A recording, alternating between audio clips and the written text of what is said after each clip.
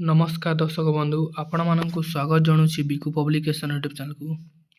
आज आम ए भिडियो जानिबा किछि नुआ अपडेट विषय नुआ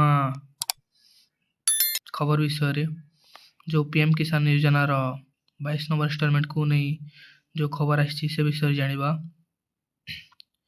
जानिबा पूर्व ए वीडियो को शेष पर्यंत देखंतु नहले आपण माने बुझी पारिबे नहीं। तो बंधु माने पीएम किसान योजना रो 22 नंबर इंस्टॉलमेंटा फेब्रुआरी मास रे ही देखिबा बोली कहा जाउची किंतु तार कन्फर्म डेट एबे पर्यंत होय नाही। किंतु आपण माने ए दुईटा जिनिस करी कि रखंतु काहे कि ना नहले आपण माने पाई पारिबे नाही पीएम किसान योजना रो 22 नंबर इंस्टॉलमेंट को आपणकर बैंक खाता को।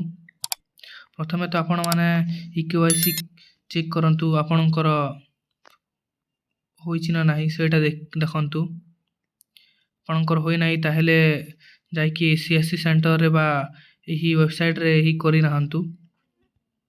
एवं द्वितीय रे आपणकर आधार एवं बैंक रो लिंक होइछि ना नाही सेटा देखंतु नहले आपण माने पाई परिबे नाही। एथिले ए दुईटी जिनिस आपण माने करि कि रखंतु नहले आपण माने पाई परिबे नाही ए पीएम किसान रो 22 नंबर इंस्टॉलमेंट।